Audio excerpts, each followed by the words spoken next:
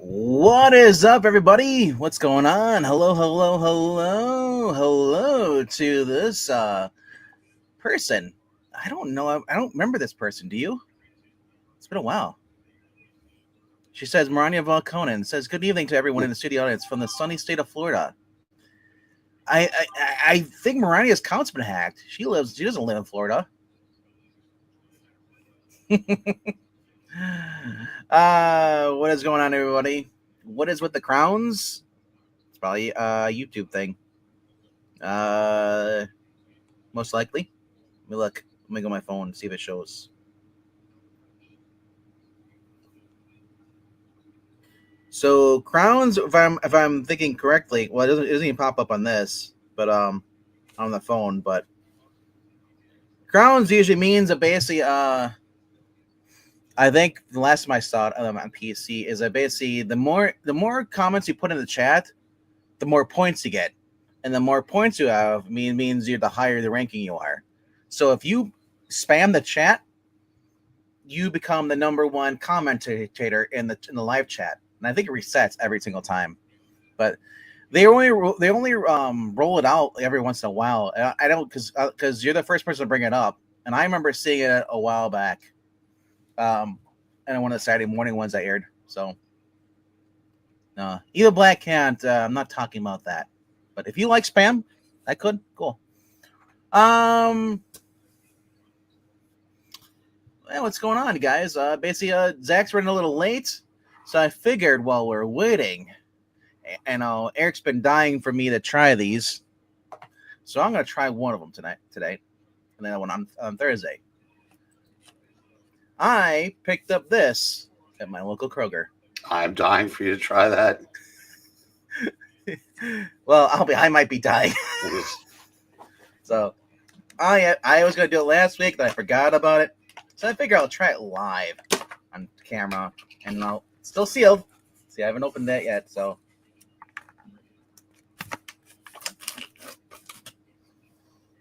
Ooh, it smells like meat right away. And it is made with real Miller things, so they'll card you if you're a minor. Seriously, they do. Wow, the aroma of the beer. It's like it's one thing you have beer, but you put meat in there too.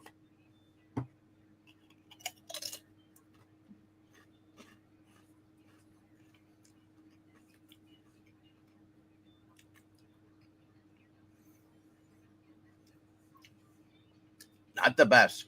It still has that Pringle flavor, but you also tastes like you had a beer brought.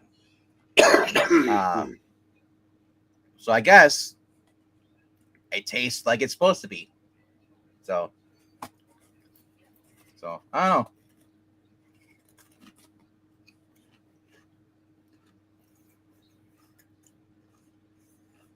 Here's one thing I should say though. You bite into this.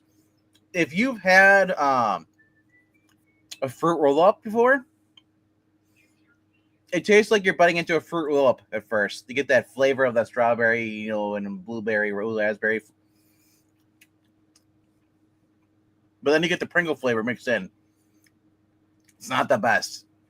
Will I fit it? Will I eat it? Probably. Because I paid for it. I mean, it's got a little bit of kick to it though. Yeah. It says this license is not intended. This licensed product is intended for adults of legal drinking age. Even though, as it says, product does not contain alcohol, but it's intended for adults.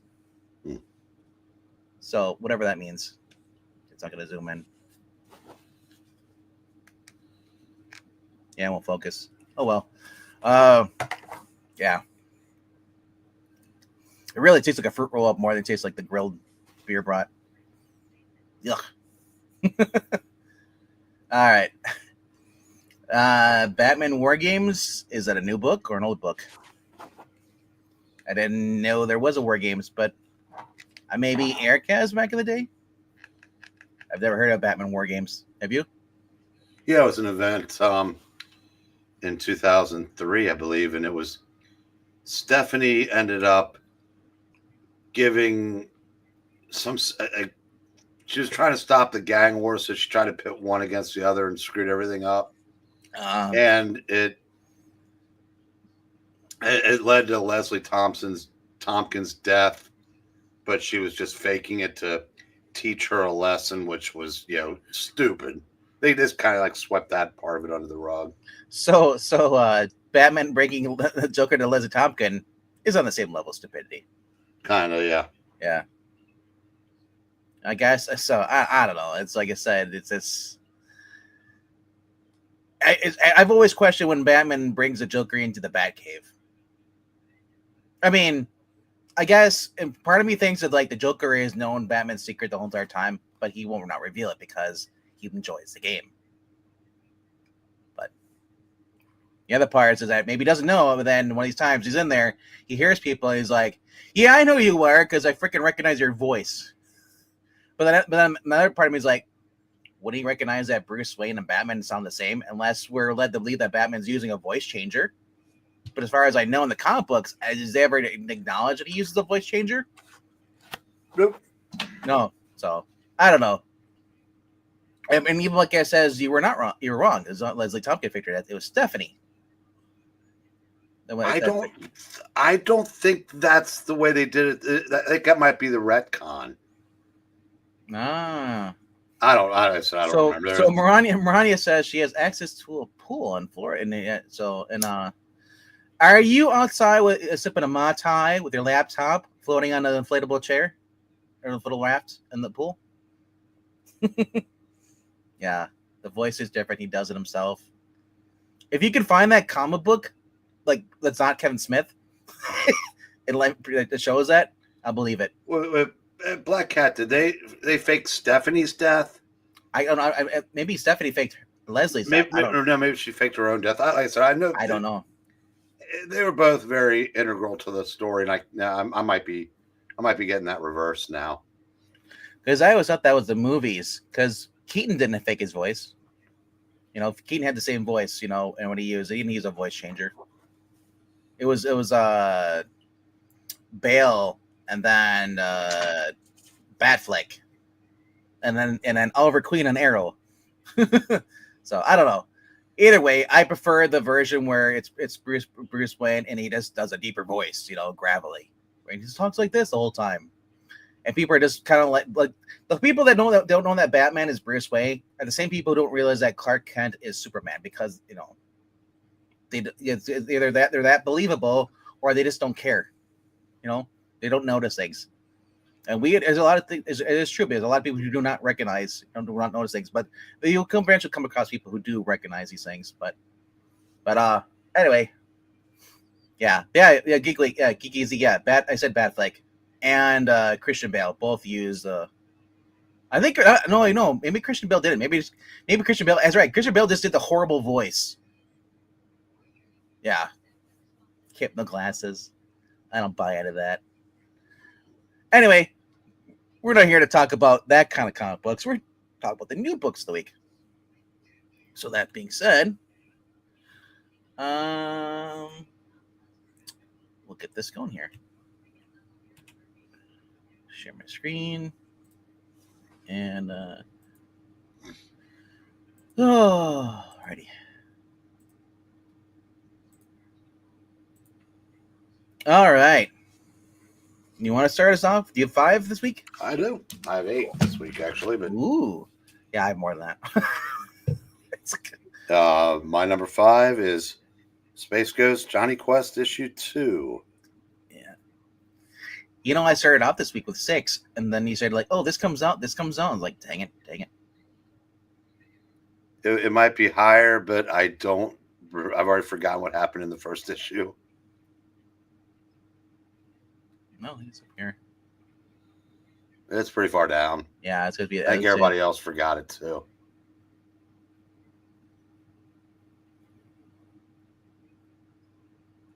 Here's Pastime. It can't be that far down. I think I passed it up.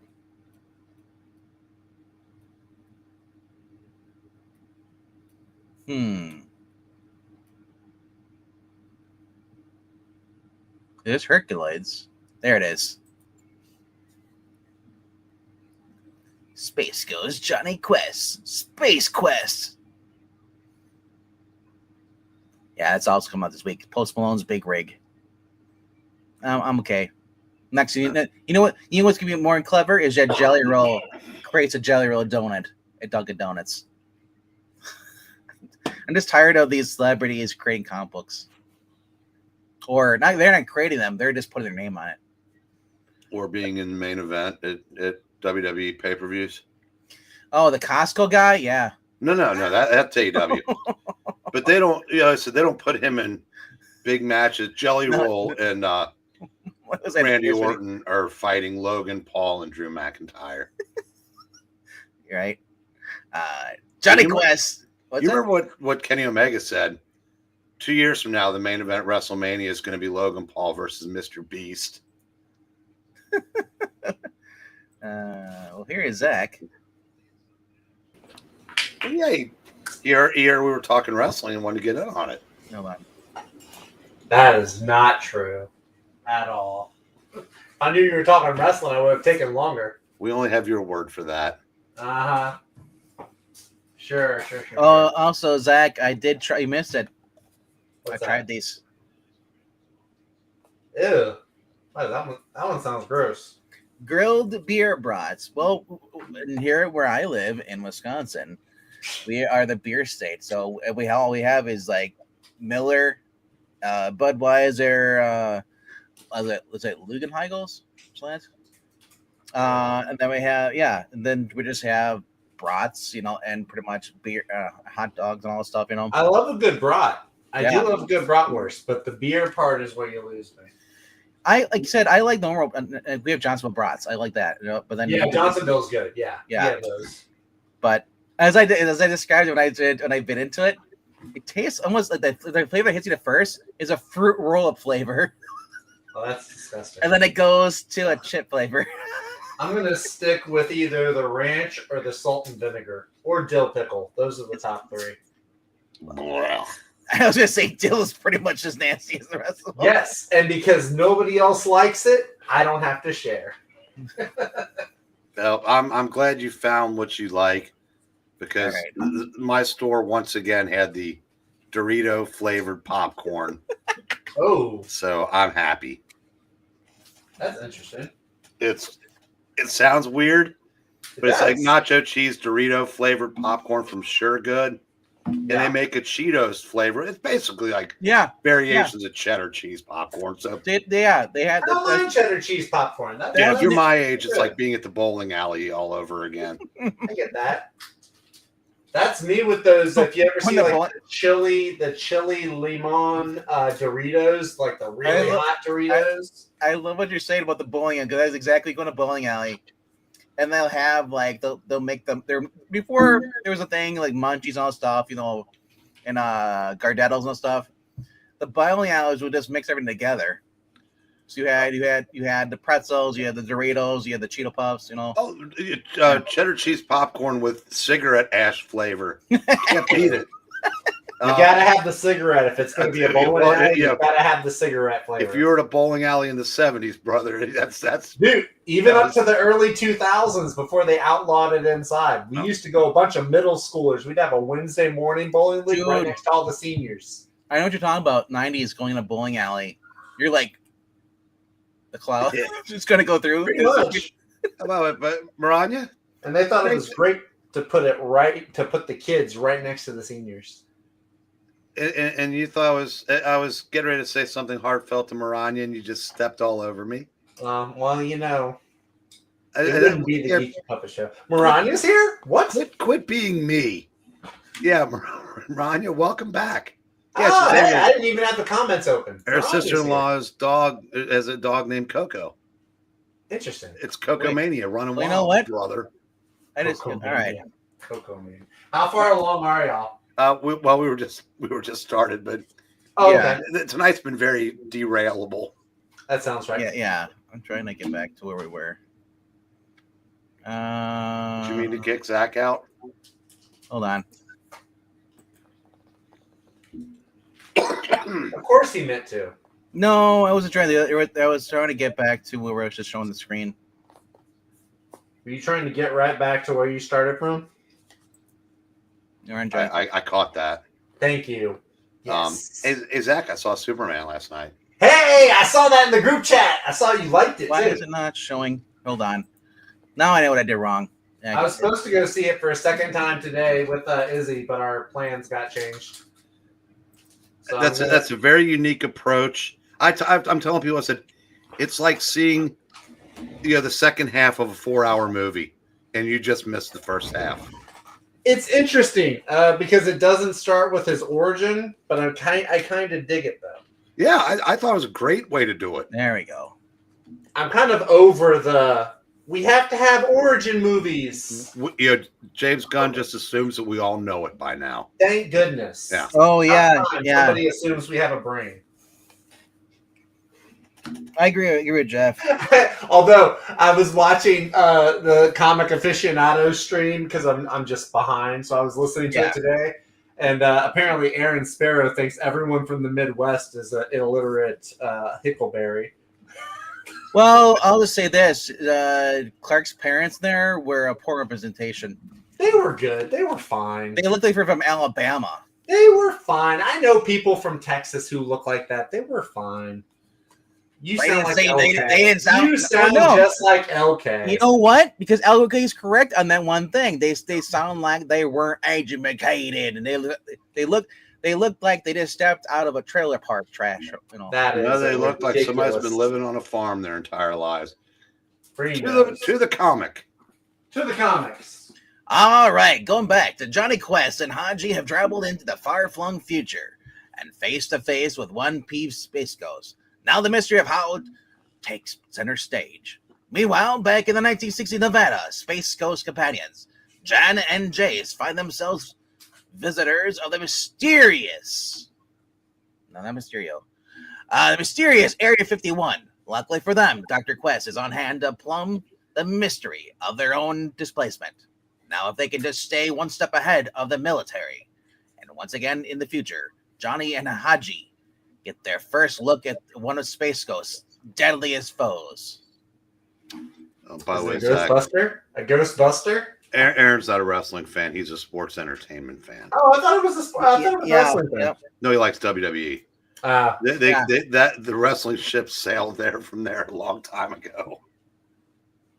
My bad. It's all about the story and not about the wrestling. So, although the Hangman Swerve story ended up being more intricate than anything WWE's done in years. So honestly, all the whole work with and here, remember they always tell you like, oh yeah, there's only have a story to AEW. The whole Swerve feud led into this. So it was like 3 years in the making. It was a more intricate story than anything WWE's done. So, yep. Anyway, that's my number 5. Yeah, I'm just going through the covers. There's 23 of them. Now let's not do that. 23. Good. I think we're speaking of covers. I think we're ranking some later, so we might have to do this now. See what you did there. I was to see if there's actually was any like foil covers, but apparently there's a bunch. Look at that. Oh my goodness, I've got 10 books this week. 11 books this week. Excuse me. Only 10? No, I have 11. I miscounted. I have 11 books. I got to figure out what's my 5. Good Lord. Alrighty then. Zach, tell me first. What is your number 5? Oh my goodness. There's so many to choose from. I'm gonna start with Godzilla Destroys the Marvel Universe, number 1. They don't need Godzilla. A metaphor for David Gabriel, Axel Alonso, Gail Simone, Sana Amanat. Godzilla is a giant monster from Japan. Well, Gail Simone's a giant monster from a refrigerator. Oh my gosh. I'm glad we finally got to this. This is what I was waiting for. I was waiting for Marvel to get through all those little one-shot Godzilla versus. And when they get their writing, Gary Duggan. Hey, you know what? He can still he's done some good stuff. Not the bad outweighs the good, but he's done some good. I think it's very hard to mess up. You know what the best part of this entire cover? The best part of this cover is Storm and Rogue's ass. Who's in the cover of this? Is this? That looks like Mark Brooks. Thought you were Here's saying the Mark Brooks. flying bathtub. The flying bathtub. The flying bathtub is nice. Oh my gosh! I just realized that they even gave Sue an ass. Nice. So anyway, hey Coco.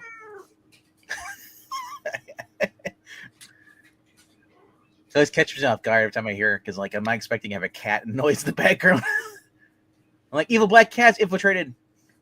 Look out, New York! A previously dormant Godzilla has been regularly woken and begun carving a path. What do you mean? He's been around since 2012.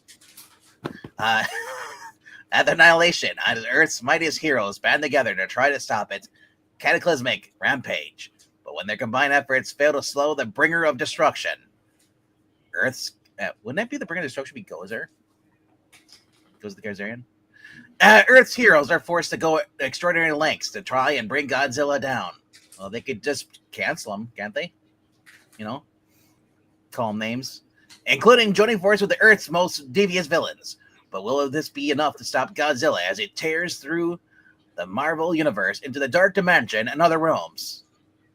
Plus, how is the king of the monsters connected to the mysterious metal, vibranium? And what does this mean for Wakanda? In the face of the unstoppable force of nature, woo! The Marvel universe must come together like it's never before in this earth-shattering fight for Earth's survival. It's all hands on deck in the first of 5 electrifying chapters in this epic saga, featuring The Rock. Just kidding. Yeah. Javier Garon is doing the art. He is the artiste. Javier. I pronounce it the way I pronounce it. You don't like it? Go to another channel. All right. Okay, VDR. VCR, what? Oh, VCR. That one's even better. This means I'm vintage and rare. There you go. There we go. The thing is Godzilla. That's pretty fun, actually. I like that. Yeah. That one's all right. Here's a Javier Garon. That one is cool. Oh, this is the interior artist. Cap is kind of dead, and the Hulk looks really skinny. So I take back my. Listen, the first thing I saw was the Hulk. Golly, Hulk. And Captain America. Captain America's dead. Yeah, Cap's dead. There's no way he's going that far down into the blast. He's going the other direction. Somebody will catch him. There you go. The Marvel action figure. Boo! I hate those variants. They're lazy. That one's all right. Who was that? Linnell Francis Yu? Yep. That one's pretty good. I like that. There you go, Godzuki. Sean Galway. If you don't know who Sean Galway is, he did the Teen Titans Go covers. He's got a fun art style. The Saturday morning cartoon style. It's pretty cool. Alrighty then. On to my number 5. Which I'll be shocked if it made it to Mr. Breen's list.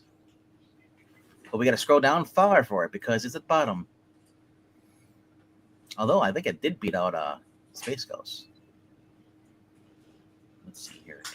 Preposterous. Space Ghost is the best ongoing comic of the year, I've been told. It's so great that it's got that big guy beat up by Post Malone's big rig. Oh my goodness, that's sad. That's a little sad. Post Malone. No, I'm going to the Pinup Apocalypse. Final issue. Actually, no, it's not. Because there's more. Apparently, there's another one after this.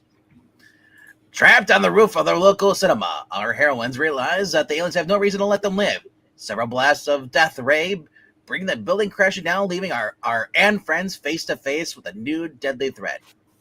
Patriarchy. No. That's the main cover here. And then we got the side cover. Then go there. It's a load now. It's gonna freak out on me. Load, you son of a gun. Yeah, it's not gonna all. That's okay though. But there's a Roxy one in 25. But honestly, I hope it this does not go the way the cover is hinting at it. I hope, because honestly, that's what killed Gun Honey for me. Gun Honey became all about scissoring, and there was rarely much of a story. So, but that is my number 5 this week. Like, I'll clarify this. I don't mind if there's lesbians in a comic book. I'm just tired of everything having to have a gay person in it. I understand you guys want to be recognized, but when you drown out the whole plot just to put a gay person in, randomly insert them in there, it gets freaking annoying. June's over, gays. Well, no, you think about it. Now. And this guy, I saw this guy on Twitter. He posted on TikTok, whatever. But he got so many people were upset with him. He's like, all he said is like, every single thing I watch has a gay person in it. He's like, I don't hate gays. It's just that can I find any media whatsoever that does not have a gay person in? It just feels forced. You know? This is fair.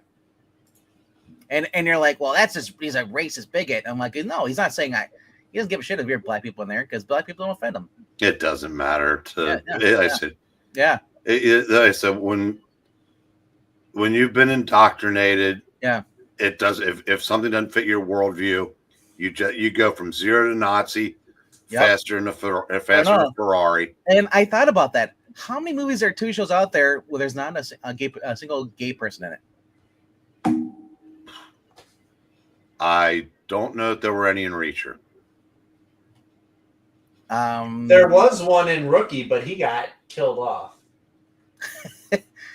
But the thing is, I'm trying to think. It's like nowadays, if you watch a TV show, it's like all of a sudden you find out this person is gay. Like we're watching Ballard's a perfect example. I was watching Ballard.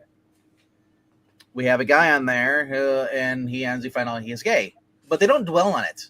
And that's what I do appreciate. It's not like we have to devote a whole entire thing, but were some of the scenes with his husband necessary? Not really. Yeah, but you know what? You know, it didn't bother me because it was they were kind of like poking a little fun at some of the stereotypes. Yeah. Mm-hmm. It turns out that guy was from Community. I didn't even recognize him.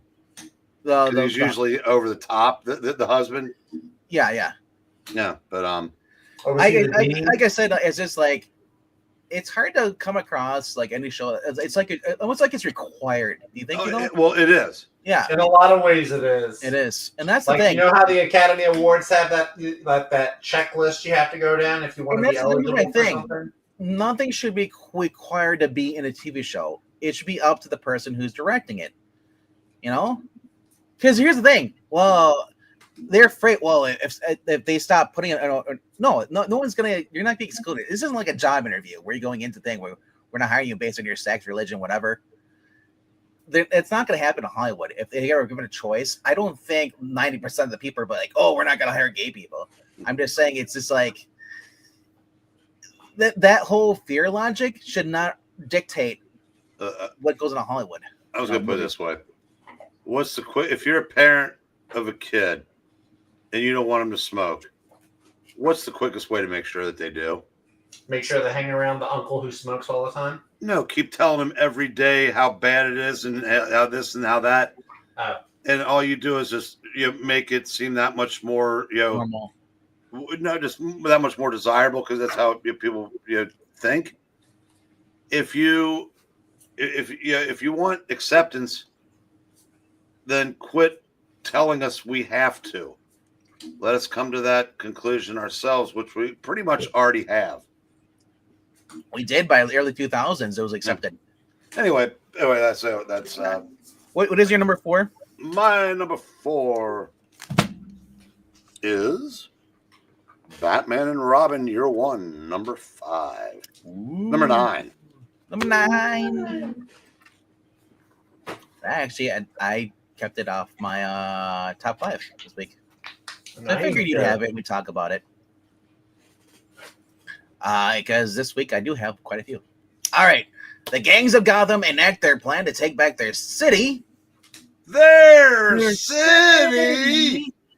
From the general. Go online, go to the general and say sometime. Meanwhile, something's distracting Robin. in the field. But is Is there it Starfire? anything Batman can do about it? I love these covers, man. Hey, speaking of Robin, I saw a video last night. The Teen Titans Go versus the Teen Titans. The Teen Titans, the animated series, or Teen Titans, the actual comic? The ones that we read all the time versus like the teenage version of the cartoon. Yeah, I know what you're talking about. Yeah. Yeah, I've heard of it. I haven't seen That's the it. first time I've heard them in the show, and I appreciate Melissa's Raven that much more now. And Starfire. Well, yeah. So you hear how they sound exactly like the characters. It's crazy. Yeah. It is rather uncanny. I mean, you're close to Cyborg voice. Not even. Not even a little. Amy is closer to Beast Boy than he is to Cyborg. Oh yeah, mine is the only one that doesn't sound anything like the character from the cartoon. Because I've never seen it. So I just do my default voice. I don't sound anything like Robin. That's true. Or Robin. That might be the best looking picture I've ever seen from Frank Quietly. Well, the Lesters do very well. They do. See, here's the other thing people don't realize. A lot of the younger male characters on the cartoons are voiced by women. Yes, this is true. Beast Boy. Beast Boy is not. He's voiced. Beast Boy and Robin are actually are voiced by actual guys. I actually haven't looked up in a while, but the voice actor for Beast Boy had cancer. He still does. I believe. Yeah, I'm not sure how he's doing, but Derpy Bats. This is almost my favorite cover. So 125.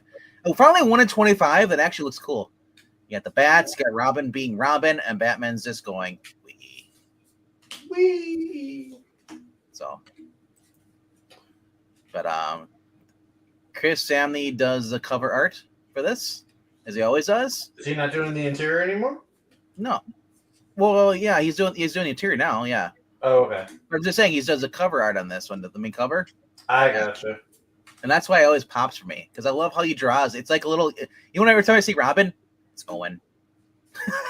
Every single time, it's young Owen from Fire. What was it called?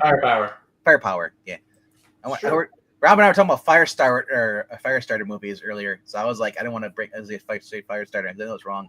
Like it's Fire something.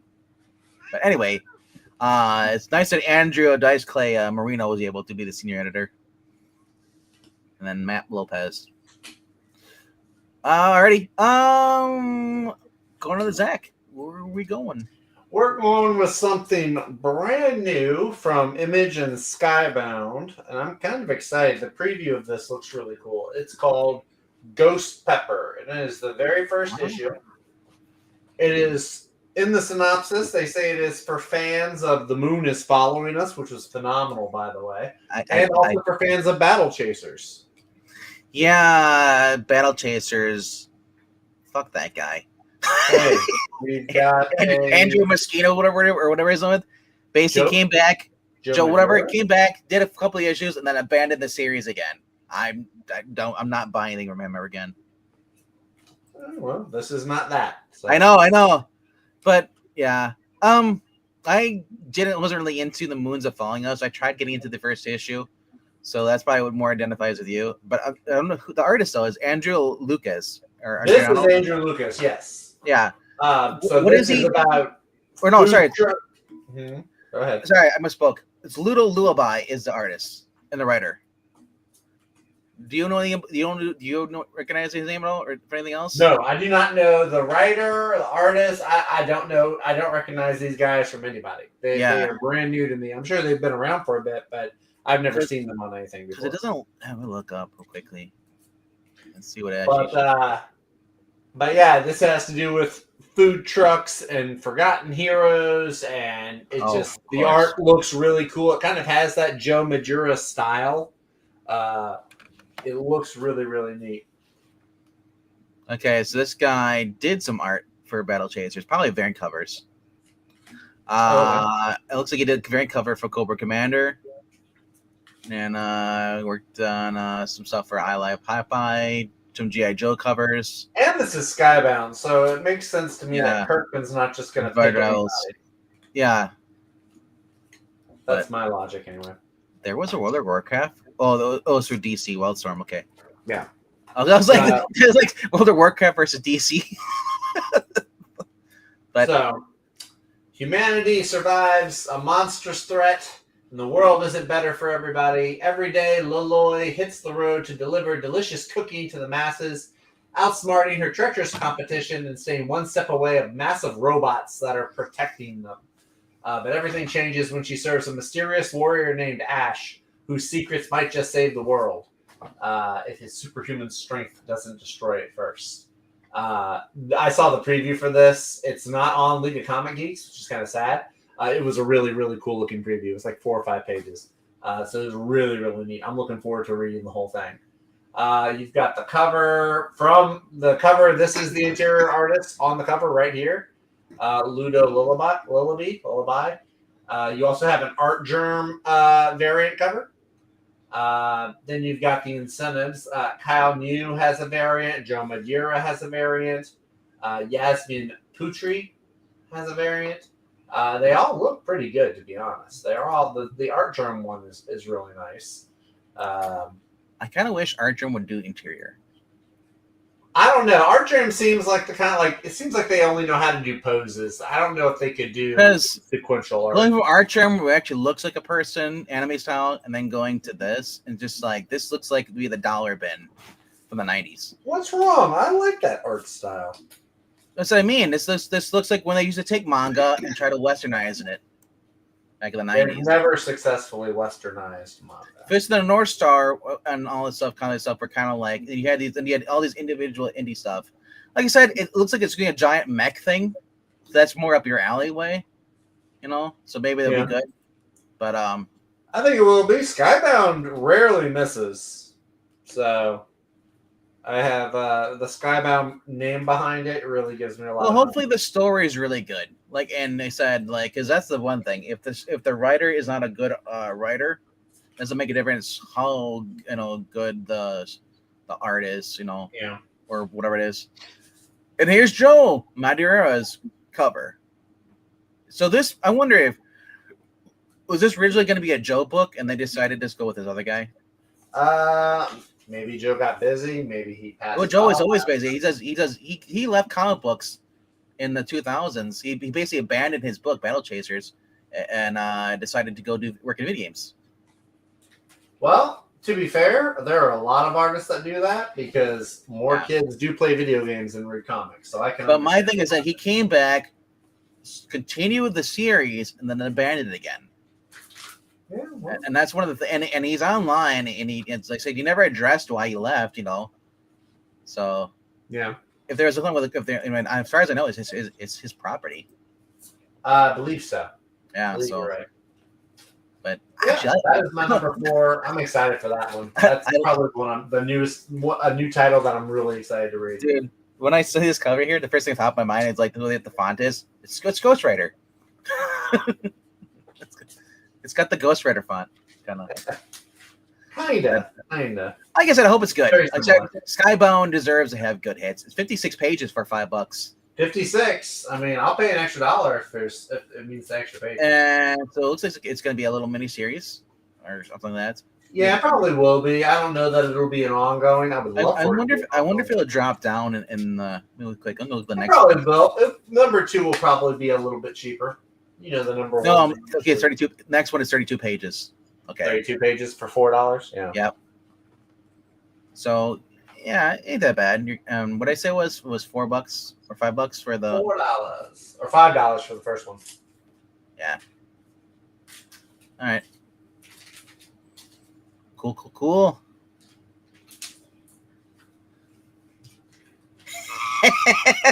This rain, you could tell Rod, but he'd forget myself. Oof. I don't know if Green should be doing the memory jokes. You know what? What? Correct. You can say that, and he'll probably forget that you even said that. He probably isn't even here to hear it. He's on mute. Because he was in the chat. All right. Oh, he was in the chat now. I'm always lurking. Oh, that's not terrifying at all. Not at all. You know, they would love you on Twitch because that's what people do. They lurk. They just lurk. basically, they basically, let's say, I'm going to lurking mode, and they leave the You know, stream on you in the can't background. do that on YouTube anymore. You can't just watch and not do anything. If you want something to count as a view, you have to get some kind of engagement. I was watching a video on that earlier today. YouTube changed their whole system. I heard about that, you know, but like but I looked at, I don't know when that's going to affect. It hasn't gone into effect yet, as far as I know. No, but it's about to. I think August it goes into effect. So, guys, make sure you like and leave comments. So here's my thing: is like, and I also said something about YouTube real quickly.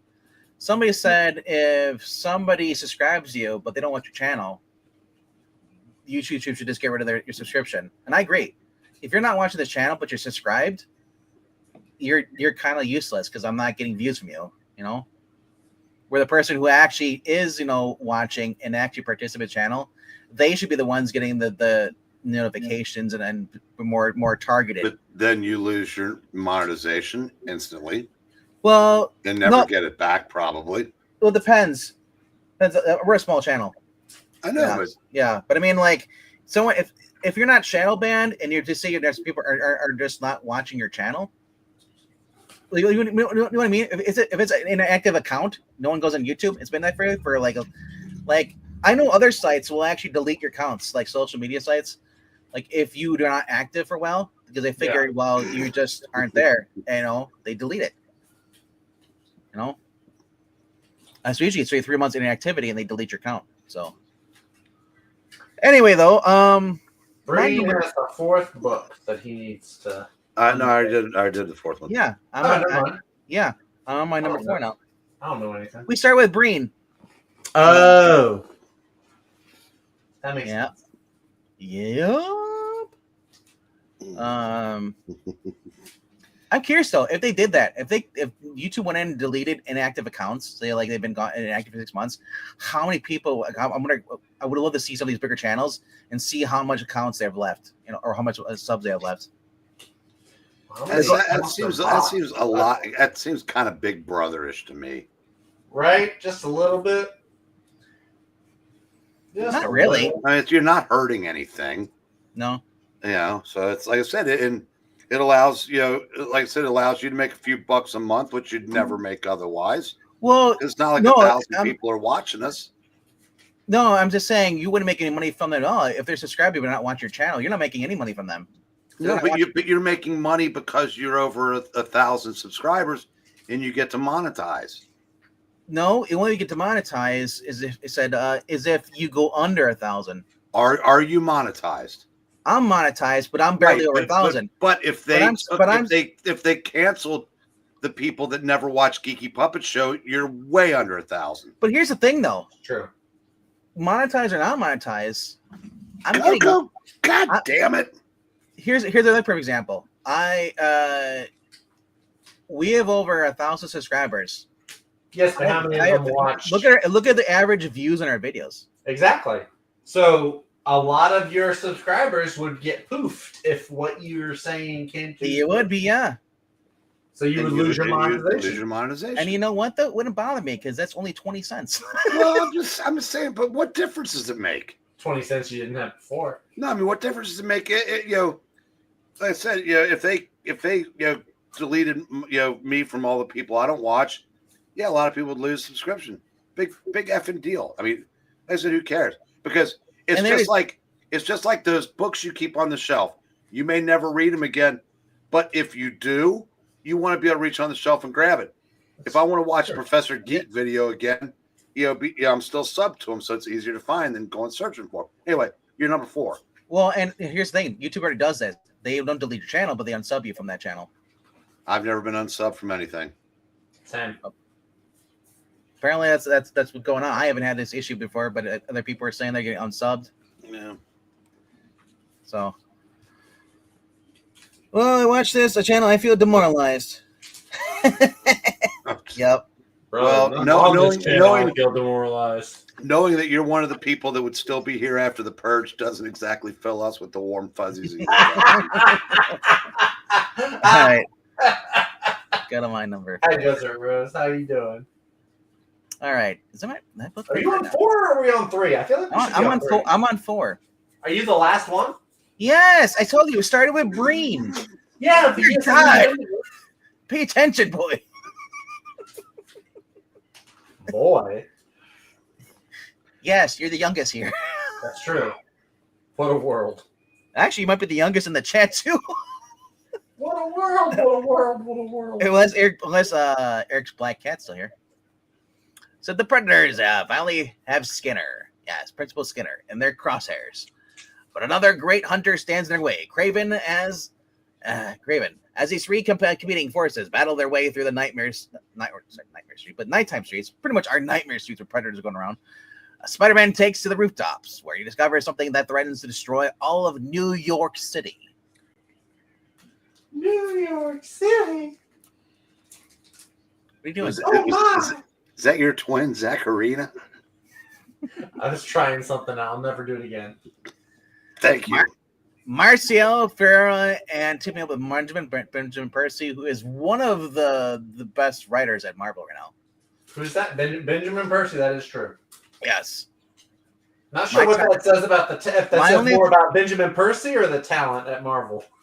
The good three. My three people I think are the 3 writers that are actually good in Marvel: Jen McKay, Benjamin Percy, and Jonathan Hickman. Those are my 3. That's who I would pick. Yeah. You know, Gail Simone used to be good, but now but then again, I think she was skirting up the coattails of others. She's still not bad. What? Read Secret Six. There's nothing about coattail riding that. Did you read the latest Uncanny X-Men? I haven't read any of my. Well, apparently the team is completely traumatized by a mutant acting in a horror movie. You know, these people that have faced down the Brood, Sentinels, the Phoenix, they're terrified by a fucking movie. I said, Marvel's they're just done. Anyway. I'm going to get a bingo card for every week, and there's always going to be a square where Breen says Marvel is done, and it's going to be filled in every week. And with good reason. It should be the center square. It'll probably be the center square. Suck. Well, apparently, those really comments here. I don't know why Screamer is listed as Alexei. They must have corrected it because it's Sergey now. Alexei was his son. Alexei is the Rhino, isn't he? Well, he had a son. He had a clone. But this is Did he have a son named Alexei? So this is, I think, one of his sons was named Alexei too. As well. Okay. But I could be wrong. Don't quote me on that. No, his brother's the Chameleon, not the Rhino. Never mind. Yeah. No. But Craven, I think, believes in the Nick Spencer's run, had him pretty much was killed by Raven cloned himself, and then the kids grew up, and then they kill each other, and then the last one killed Craven. Became the new Craven the Hunter. Rough family. When you're all about being the best, you're the best around. When you live your life by the survival of the fittest, yeah. So, but it's kind of dumb that you clone yourself and then basically have your clone younger self grow up and then kill you. Kind of dumb. Should have asked the Jackal. Cloning never ends well. So, what is your number 3? Since you want to go to number 3 real quick. My number 3. Oh, so many to choose from. It's kind of like a weird roulette type thing. My number 3, we're going to go with Absolute Flash, number 5. One of the best Absolute titles. This is going to be our introduction to Absolute Heatwave. He was kind of teased at the end of the last issue. This has been phenomenal. This is a young teenage Wally West. Gets his speed powers. He's on the run from his dad, who's in the military, and who's using bounty hunters, which are the rogues, to hunt him down. Did they really Rod is this little monkey that's on his shoulder. He's living in a mission that is run by Ralph and Sue Dibney. There's a young Linda Park there, and we got Heatwave. I mean, who looks like a giant magnet? What else do you want? Have we introduced Clayface at all in the Absolute Batman universe? Clayface has not shown up yet, no. So is this, they're saying we're not going to Clayface, instead we're going to have Clayface on fire? They could probably do both. I mean, It looks like Heatwave just turned into a lava version of yeah, he's a lava monster. It's not the same as Clayface. Clayface isn't a lava. Clayface. Literally is a monster. It can turn anything off. What do you think a lava monster is? Yeah, it's. I don't think this means there will be no Clayface. I don't think that's what this means. I think it's just a really cool cover. But yeah, this has been fun. What are we on? We're on issue. This is issue number 5. So yeah, we are moving right along.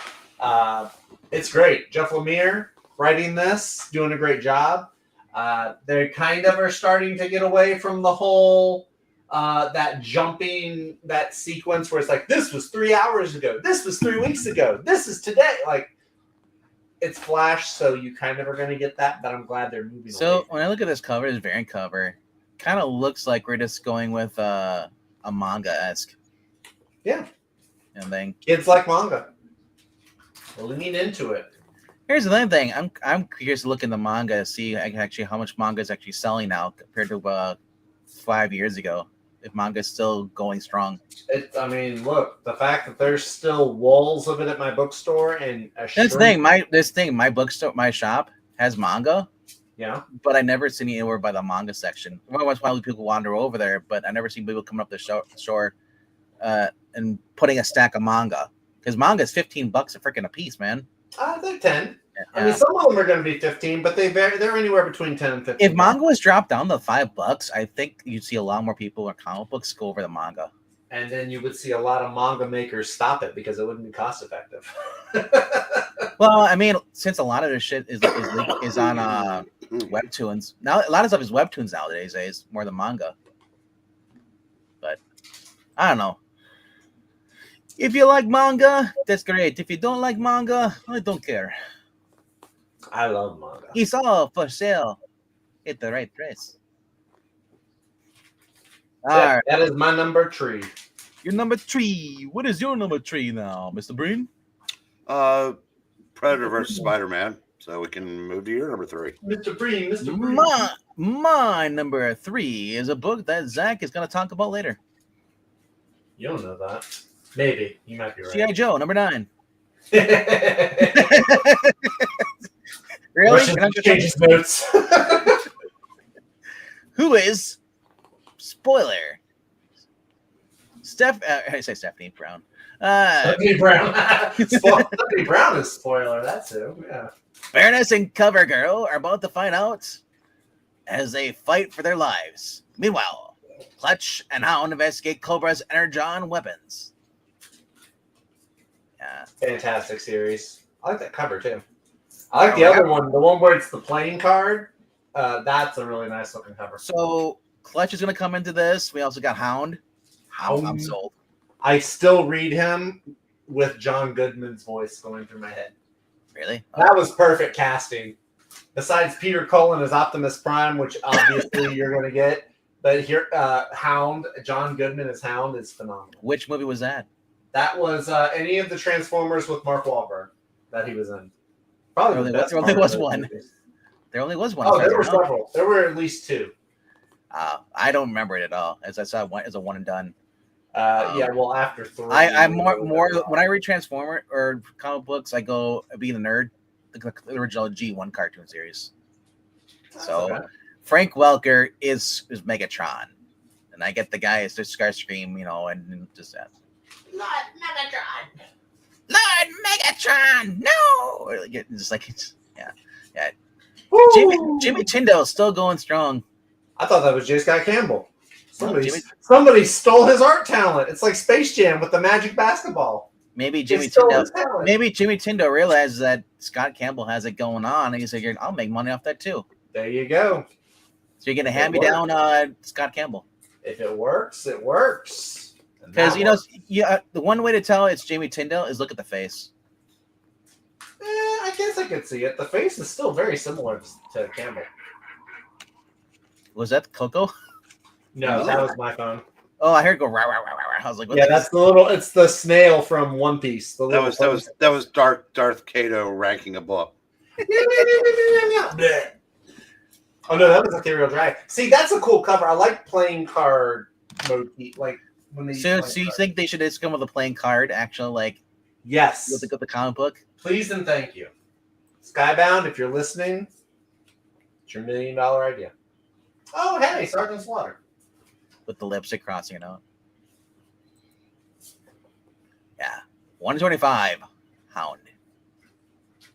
Oh, Man, cool. if only Kevin Conroy was alive, I'd love to have Did Conroy. he voice him in the cartoon? No, well, no, not in these, but I would. Kidding me? Batman. He started branching out when they did that remake of the Masters of the Universe. He did Merman, the voice in that. So Conroy is just a great voice actor. So and then he was also in Devil May Cry. He's a really good voice actor. So I said like he could do these gruntle voices like Hound and all stuff. But then we got the Ito variant. Painting. But I'm a fan of this Baroness. I almost like this Baroness look more than the traditional Cobra Baroness look. Yeah. Which some people may see as heresy, but I don't Anyway, Mr. Breen, what is your number 3? We already did 3. So we're on 2 now. All right. But oh, that's right. Yeah, we're on 2 now. Yeah, right. Yeah. We just switched orders on number 3. We let the Zach of all Zachs go first. Would you like to go first again, Zach of all Zachs? I am the Zach above all Zachs. There is no other Zach but me.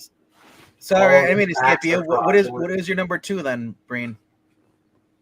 Oh, Redcoat. Oh, cool. Oh yeah, Redcoat. See, that's like me this week. I was 11 books this week. Leave me alone. That was me. I was like, oh, I have 5 books. Son of a bitch, I have 12. Last week I barely had 5. Yeah. Redcoat, phenomenal book. A mysterious force threatens to turn the tide of the Civil War. Hostess fruit pies. By handling the Confederacy, the enigmatic victory. The only one standing in his way, the immortal, immoral Simon Pure. And the enigmatic. Yeah, what he said. New American myth known as the Northerner. But can these 2 unlikely soldiers put aside their differences long enough to stop a catastrophe? Catastrophe. Is it catastrophe? I think you're doing that on purpose now. Meow. And how does this battle in the past connect the Geigers or Geekers? I like Geekers. Wasteland in the future. Geezer's Wasteland. History is about to be written, but by whom? Yeah. By whom? Yeah. There's your alternate cover by Duncan Forgetto? Forgetto? Yep. We just saw a cover like this a couple like last week. It's an interesting cover. Oh, you know where I saw a cover like this? Was the Superman one we read on the show here. The one with by what's his freaking name? Tomasi and what was the other guy? Gleason. That's the cover when they're doing it because I read the 4th of July cover, the 4th of July story. Best issue of that run, by the way. Well, there's 2. So the Declaration one, yeah. So the second one, it shows a cover. It shows it going from Revolution all the way up. Yeah, like the most here. So that's gonna remind you of that. So it's kind of cool. And then there's cover 3 by Brad Anderson. Nice, I like that. That's funny. All the arrows and musket balls and everything. Well, this is the main cover here with multiple versions of them through time. Oh god, it's the multiverse. Oh gosh. It's the pure verse.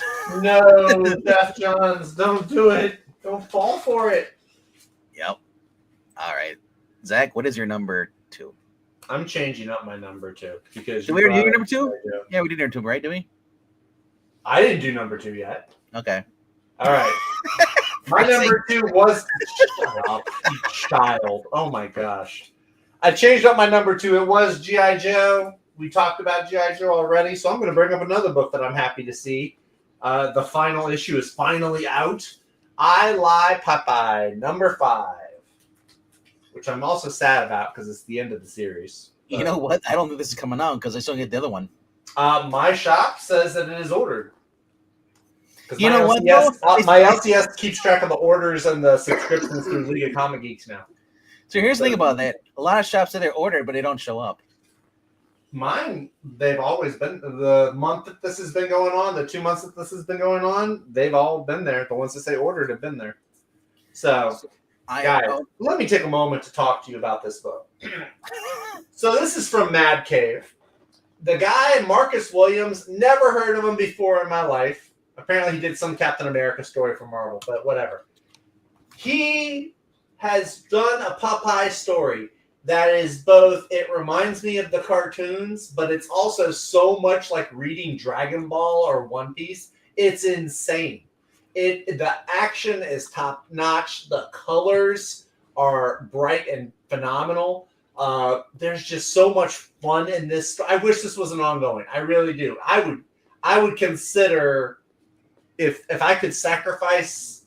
Well, a Marvel book would be easy to sacrifice, but I would sacrifice 5 Marvel books if I could get this as an ongoing. I'd sacrifice 55 Marvel books.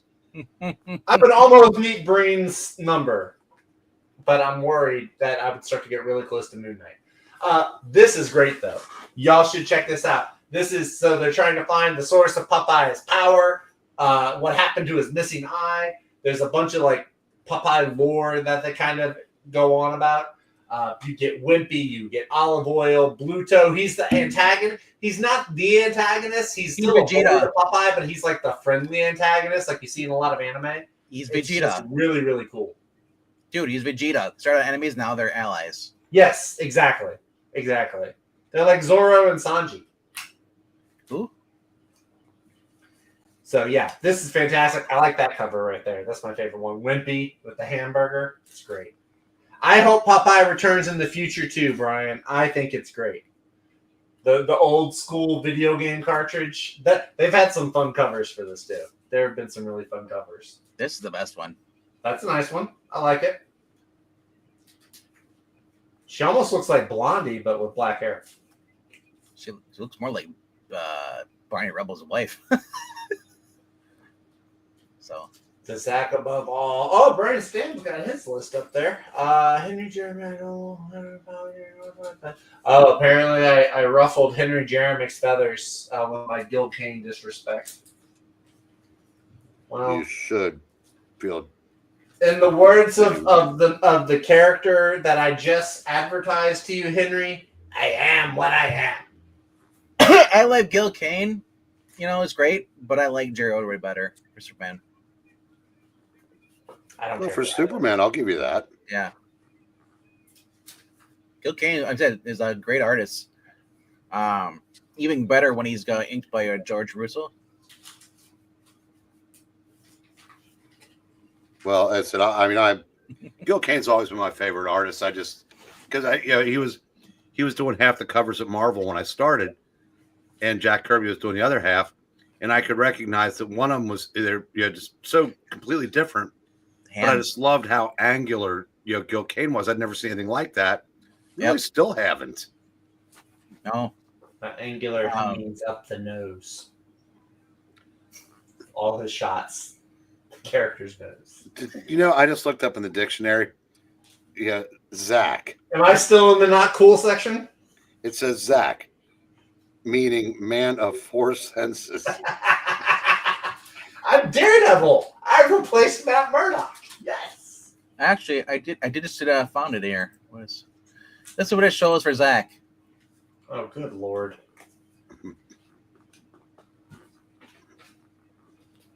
Am I the one spitting the apple? No, you're the one getting spit on. It doesn't make sense. Make it make sense. Zach wakes up every morning with all those swords in his face. Applesauce all over my face. Yeah. Yeah. It's disgusting. I hate applesauce. Yeah. All righty. All right. What did we leave on? It was just Zach is I like Popeye. I like Popeye. Love me. Love that chicken from Popeye. Jinx, you owe me a Coke. I mean, you know how expensive Coke is. Depends. Are you getting the zero sugar vanilla cherry? Because yeah, that stuff is expensive. Well, I didn't know they had flavored version now.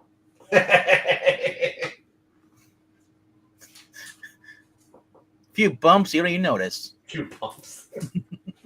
What flavor is this? Who cares? All right, so Zach did his number 2 there. So it's my number 2.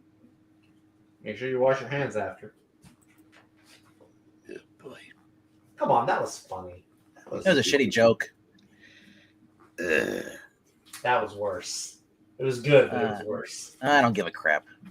Okay, now you're going. Now you're going too far, sir. Too far. Yeah. What's wrong with your face? You look kind of flushed. Are you embarrassed? Well, you really are plumbing the depths for Oh that.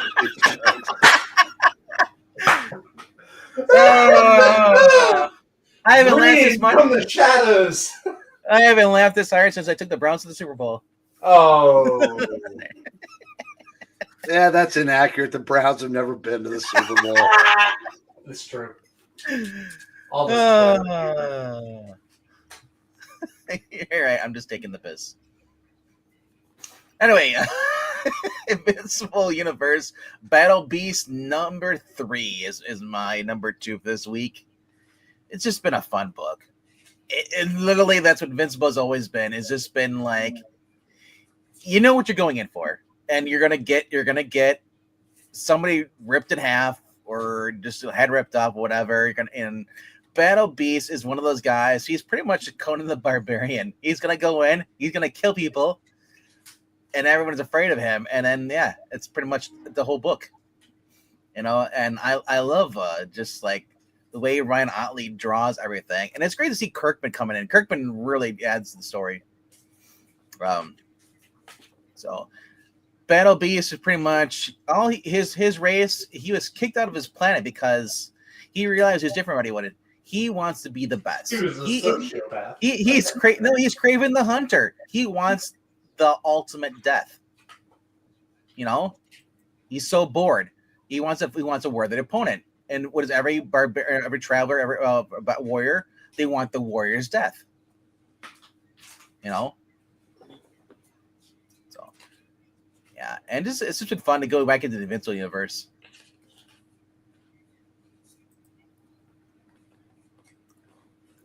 Yep.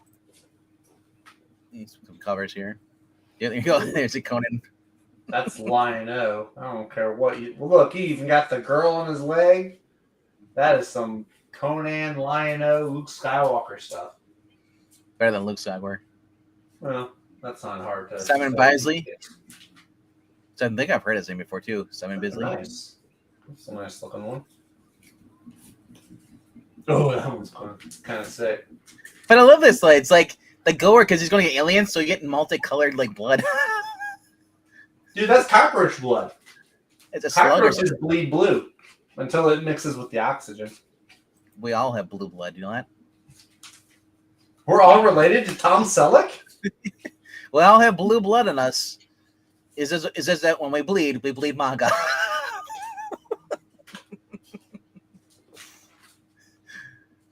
Yes. So, like I said, I've been having fun with this, and it's just go back into the Invincible universe, even for a little bit. It's just been fun. It's comedy, action, gore, and just space, outer space travel. The final frontier. No, better than that. Alrighty then.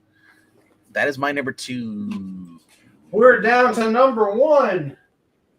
So, Breen, what is your number 1? But real quickly though, I did see that we did get in there. Somebody posted. Brian Stam said this Brian number 5. all his 5. He's got 5 books this week. He had Hercules is his number 5. Herculoids. Sorry. I Like Popeye is his number 4. Space Quest is 3. Absolute Batman is his number 2. And his number 1 is G.I. Joe. Man of Culture. That Brian Stam. Yeah. But Breen, where are we going for your number 1? My number one is Pinapocalypse. Nice. I've really just enjoyed the hell out of the first 3 issues, and a little worried based on the cover of where number 4 is going. But I said it's, and I thought it was the last issue also. But Yeah, we'll see. I said it's been a lot of fun. yeah. It's a lighthearted zombie movie with aliens, and it's set in like the 1950s kind of thing. It was really cool about that. Yep. And 2 girls who are in love with each other. They're opposites. Really not. They're not. Opposites attract. It's just that it's called Pinapacos. They do a pinup cover. So the only thing missing was the hot mechanic. The hot girl mechanic cover. With the Girls cover do all make hot mechanics. That is true. Alrighty though. All right, that was Brian's number 1 is Pinapacos, which I talked about in the very beginning of this series, or this series. Yes, there's a stream. Yeah. Zach, where are we going? I think we already know where I'm going. Absolute Batman. Nightwing. No, I'm just kidding. Absolute Batman, numero 10. We have Absolute Bane. He is going to demolish. It's almost like, is this what y'all feel like when you start watching a wrestling match? Absolute Bane is going to wipe Batman all over the floor. Bane, I actually like how Bane looks. Everybody else disagrees with me, but I like the way this Bane looks. Tiny baby 12-year-old Bruce Wayne head. His head does look really young. That is not a great likeness of his head, but you know what? I'll forgive it. Tiny baby head. It's Nick Dragotta, so I'll forgive it. And then why is Bane multicolored? Dude, who cares? It looks cool. It's got different venom going through his vein. I don't know. Cool. It looks freaking. And he's huge too. This picture doesn't really do it justice. But as jacked as Absolute Batman is, Absolute Bane makes him look like a doll, like an action figure. It's insane. The only thing Jones has been kidnapped and is in the government facility Arc M, being experimented on. More on that later. Much better. This is cover B, and it looks like normal Batman. Oh, Vinkman! We're getting our first appearance of Absolute Clayface in this. Oh, we are okay. Well, you do get your Clayface. I did see the Absolute Croc that was leaked. Absolute Croc looks insane. His eyes and face is on the front of his mouth, and it goes all the way back. It's so different. I thought they were just gonna do a giant crocodile head. This is so wild. It looks like something out of Geiger. It looks like a Guillermo del Toro monster. It looks insane. I love it. I'm a fan. I can't wait. I did like. Now here, they're doing the Clayface. Like he's got all the teeth along his neck though. So like, does his neck open up, or I don't know. But I don't know. But I mean, I'm looking at that, and I'm apparently in Absolute Batman. If I'm not correct, correct me. Waylon Jones is his friend, right? Correct. A lot of the traditional villains are Batman's like homies. So Riddler, Penguin, Croc. It kind of reminds you of what they did with the Batman Strikes cartoon. They took the detective that was Bruce Wayne's best friend and turned him into Clayface. Yeah. Clayface has not been revealed in this yet. Maybe they probably will reveal that somebody's been Clayface all along. You've been crapping in? That's Clayface. Oh god. Absolute Clayface. I don't care for that idea. But Garrett Robertson cover. That's cool. Oh, that's cool. With the cape. That's neat. I like that.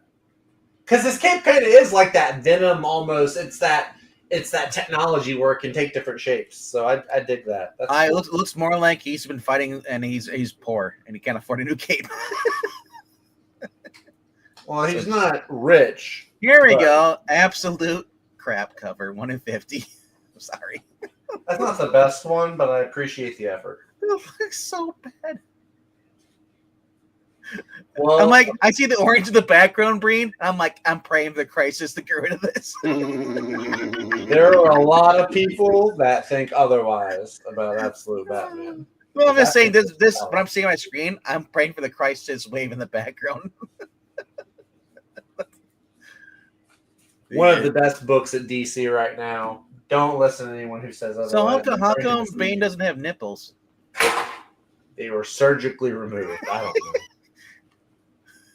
You asking a weird question. It's a comic book, man. Why doesn't Battle Beast, I don't know, eat antelope? He's a lion. Also, why does Bane even need guns? What do you mean? He doesn't have guns. There's a gun on his ear, and he's got ammo belts, clips.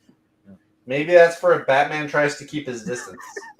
I've always wondered that when I see like if Bane's gonna carry a gun, he's got the 50 cal off the side of him. He took off a Black Hawk. Hey, it's Jace Fox as Batman. Maybe. That's what we need. Absolute Jace Fox. Connecting variants. I mean, that looks kind of close to the original. It just looks like supposed to be close to the original. It's supposed to be different. I know, but this looks close to the original design in the main universe, kind of it. Mm-hmm. Except for the Spawn mask. But I kind of dig it. It looks like a luchador. And then Batman's got it's his bat shovel. It's his battle axe. You ever seen those collapsible shovels you can have when you're traveling? Yeah. That's what it looks like. It said his is in a bat form.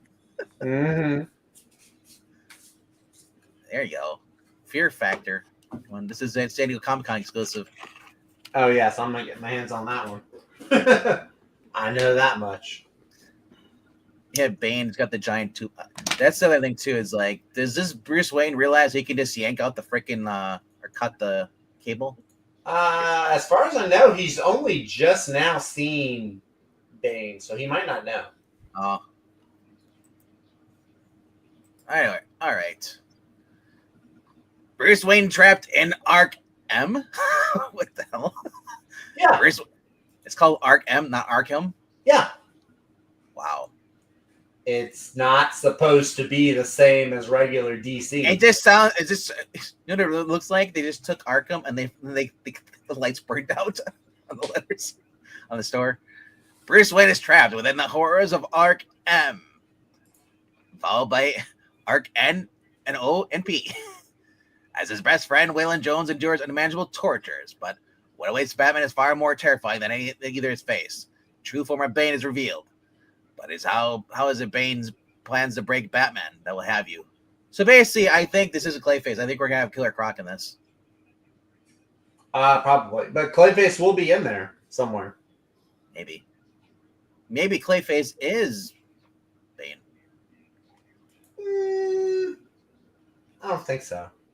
It'd be weird. I mean, I could see it probably. If Bane's like the ultimate boss, is lackey Clayface posing as him? Yeah.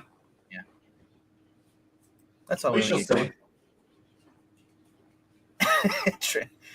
Trapped with the horrors? What? Jackson, what's that about? You said trapped within the horrors. Yes. All right. My number one we talked about, that was Red Coat number 13. But other books coming out this week is Batman Superman World's Finest by Mark Waid. Hey, it's a Bizarro story. Yes. Next to it are two books I dropped because they just suck. What's that? Ultimate Black Panther and Ultimate X-Men. Yeah, I dropped a little bit of Black Panther a while ago. It's just the story was moving a little too slow for me.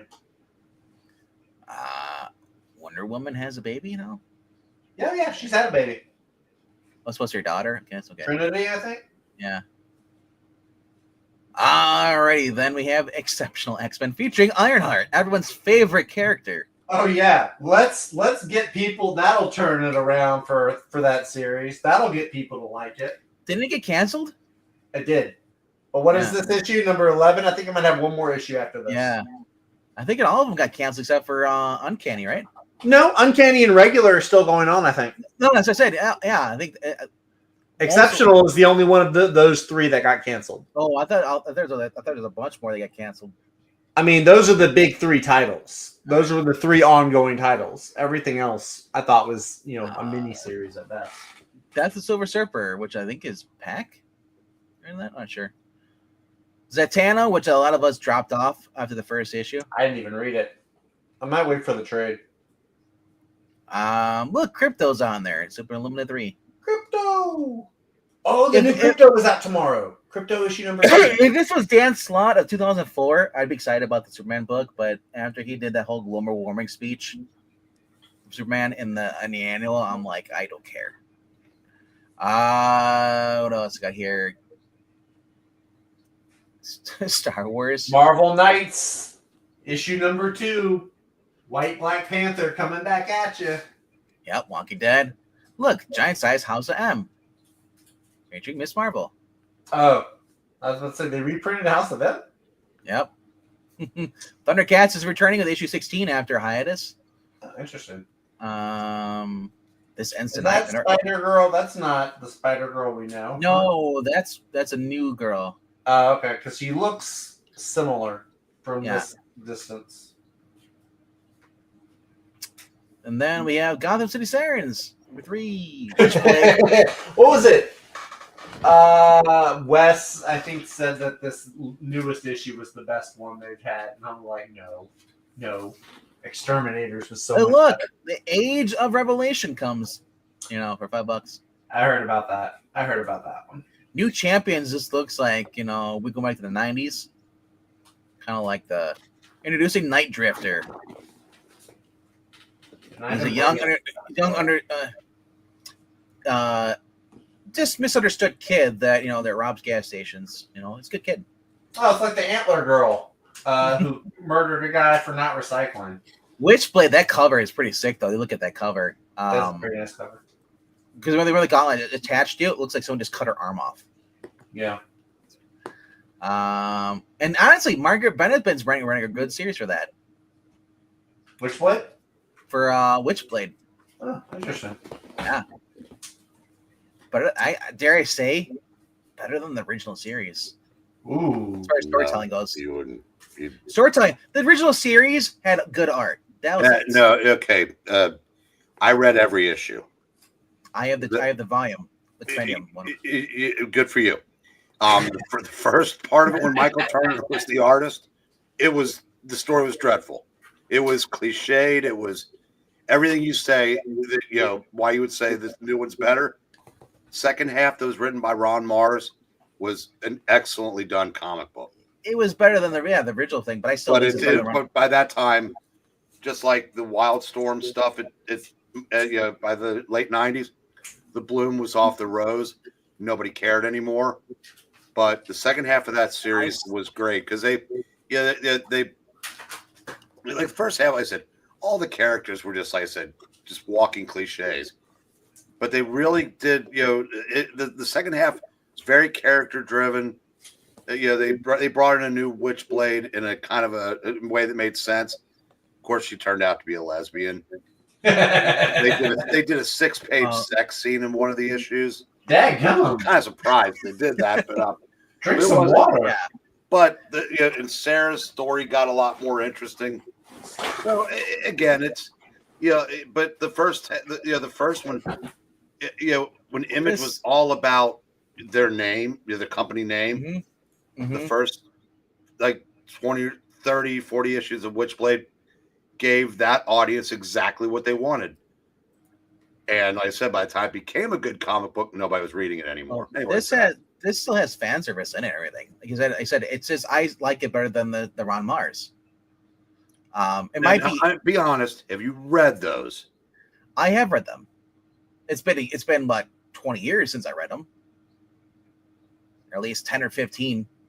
When the series, because I remember when Ron Mars took over. I remember what year that was, but I've been having fun with the series. There's been no Sarah being girl boss bitch, all that stuff, or her being a lesbian stuff. And I think she's straight in here, which is surprising. But and also have Jackie Escato here, the Bear of the Darkness. A lot of people are thinking they're going to ship them. They're going to ship them. So far, they haven't shipped them, and that's the one thing I didn't like about the original series is that they just became about them being an item, and I didn't like that. So, but that was more in the first half of the series. Now, I know that somehow she ended up pregnant by him. Yeah. but there was more to it than just a straight hookup, if I remember correctly. Yeah. Like I said, what kept me from going near this series was the second series was god awful, and I guess I just Yes, give this one second a shot. series is just nothing like that other series before this. It's been fun. The art jump covers are awesome too. Well, it's art germ. It's got to be awesome. It's in his contract. It's supposed to be awesome. So, like I said, I've been having a lot of fun with this series. You know, I know Margaret Bennett gets a lot of shit, you know, but it's actually been pretty good. Now, it had been like G. Willow Wilson, I would agree with you. Oh my God, this is horrible, but it's actually been good. I'm collecting the trades. So I'm actually morbidly curious to see how she writes Black Cat here in a couple of weeks. G. Willow Wilson or Margaret Bennett? G. Willow Wilson. Yeah, good luck. She's not a bad writer. Is this when she starts going into the woke territory stuff? I don't think she doesn't traffic in woke, really.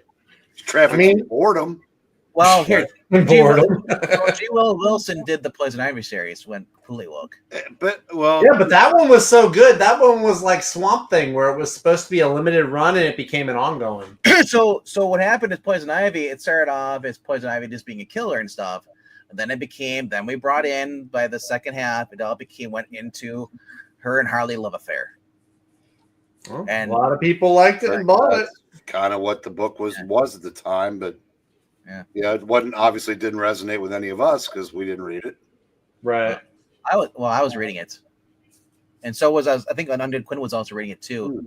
I think he stayed on the book a little longer. I dropped it. So, but I was just shocked because G. Wilson did G. Wilson did one thing that the other person didn't do, is that they made her return to be a killer. So, but let's go right into the trades here, since we're running late now. Superman and Batman, the Compact comes out this week, 1 through 13. Yes! 1 through 13. I'll be picking I this up. let out a Spider-Man cheer for that one. I'm excited about this. Action Comics Phantoms trade paperback. Yeah. Then we also have Grommets, which I've never heard of before. Yeah, I don't know what that is. War Games on the Abyss, which I guess that's why Geeky easy brought it up. There's Shade the Changing Man by Peter Milligan. Science Fiction Guerrilla World.